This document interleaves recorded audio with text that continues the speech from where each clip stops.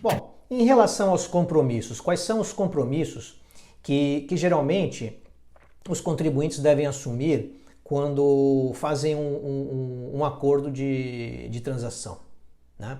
Quais são esses compromissos? Então, assim, ao optar por uma negociação, o contribuinte vai ter que assumir alguns compromissos, né, para que ele possa se manter ativo naquela transação, naquele acordo, para que ele possa manter o acordo ativo. Então, dentre esses compromissos, a gente pode destacar alguns que são bastante relevantes. Então, assim, pode haver a exigência do pagamento de uma chamada parcela inicial ou de antecipação em um determinado percentual sobre o valor do débito. E em relação a essa parcela inicial, em relação a essa parcela de antecipação, ela não, em relação ao valor dessa parcela de antecipação, não haverá aplicação de nenhum benefício, não haverá aplicação de redução de juros, de multas, nem de encargos legais. Então o contribuinte assume o compromisso de pagar essa parcela inicial sem que haja aplicação de benefícios. Essa parcela pode ser de 5%, 10%, 20% ou, mais recentemente, nas leis que foram, na lei que foi editada no ano de 2020, que trata das transações tributárias, ela prevê a possibilidade de que haja, pelas portarias, pelos regulamentos que vão tratar dessas negociações, que haja a exigência do pagamento de um percentual mínimo de entrada, ainda que sobre esse valor não haja redução de juros, multas ou encargos legais, né? O segundo compromisso é a manutenção das parcelas, a manutenção do pagamento das parcelas de forma regular. Então não poderá haver inadimplência, né? O regulamento irá trazer qual que é o limite de inadimplência que deverá ocorrer, que poderá ocorrer para que não haja a rescisão, né? Para que não haja o rompimento do acordo. E atualmente os sistemas são todos eletrônicos, de modo que caso haja o rompimento, né? Na verdade, caso haja a inadimplência, por exemplo, por 3 ou mais parcelas, o sistema automaticamente ele rompe o acordo e o contribuinte é excluído daquela transação. É um sistema automático, quer dizer, basta que o sistema não acuse que houve o pagamento de 3 parcelas, por exemplo, que automaticamente haverá a exclusão do programa. Um outro compromisso é a eventual necessidade de prestação de garantias, né? Então, assim, dentre os benefícios que a gente falou está a não necessidade de prestação de garantias. No entanto, pode haver transações, podem haver programas de parcelamento que exigem a prestação de garantias, né? Então, esse é mais um compromisso que o contribuinte deverá assumir, tá? De um modo geral, esses programas de parcelamento, esses acordos não exigem a prestação de garantias, mas pode haver, né? Pode haver a regulamentação nesse sentido da prestação de garantias.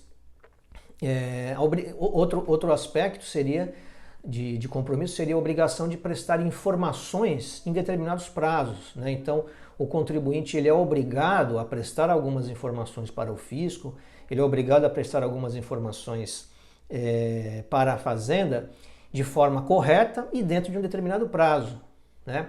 Além disso, também como um compromisso está, de acordo com as novas regulamentações das transações tributárias da Fazenda, com a Fazenda Nacional, existe a necessidade de o contribuinte declarar valores de receita bruta dos anos anteriores para que a Fazenda possa fazer uma espécie de comparativo e verificar qual que é o percentual de benefício, qual que é o percentual de descontos que poderá ser aplicado para aquele contribuinte. Então, também é mais um compromisso que o contribuinte deve assumir para que ele possa se manter, para que ele possa fazer o acordo e nele ser mantido, né?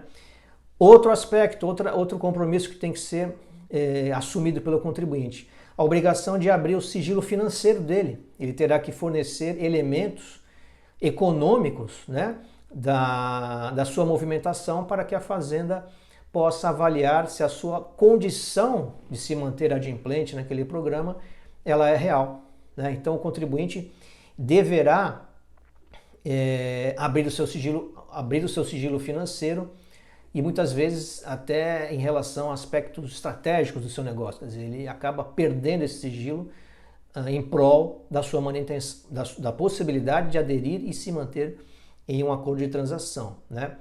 Outro compromisso é o de desistir expressamente de discussões administrativas e judiciais. Então, haverá necessidade do contribuinte apresentar petições de desistência de discussões administrativas ou de ações judiciais, onde ele renuncia aos direitos que ele estava procurando o reconhecimento, né? Então, ele tem que desistir dessas discussões para que ele possa incluir esses débitos nos programas, né?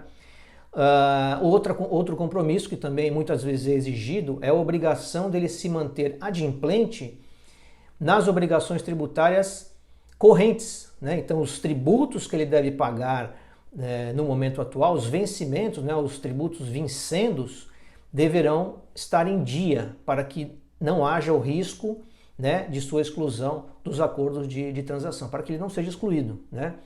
Em especial do Fundo de Garantia por Tempo de Serviço. A maioria dos programas de parcelamento exige especialmente a manutenção da adimplência em relação ao Fundo de Garantia por Tempo de Serviço, né? Outra obrigação, né, outro compromisso seria o de manter as garantias já prestadas, né? Então, apesar de os programas de parcelamento, de um modo geral, não exigirem que o contribuinte preste garantias no momento da adesão, pode haver a exigência da manutenção das garantias prestadas. Então, o contribuinte deverá manter aquelas garantias que já estão garantindo, né, débitos, que já servem para garantir débitos, né, aqueles bens ou dinheiro que foi bloqueado, dinheiro que foi penhorado, que já estão garantindo débitos anteriormente à data da adesão, deverão ser mantidas. Além de outras obrigações, né, outros compromissos que poderão surgir aí no curso dos programas, né? Pode haver uma modificação legislativa que imponha algumas regras que o contribuinte deva cumprir, né, para o caso de programas de parcelamento que venham ser criados no futuro, tá? Então, além desses compromissos que a gente falou, outros podem ser criados, né? Cada legislação aí de cada estado, cada unidade federada, cada município, ou mesmo a legislação federal, varia, né? Então, pode haver outros compromissos além desses que a gente acabou de destacar.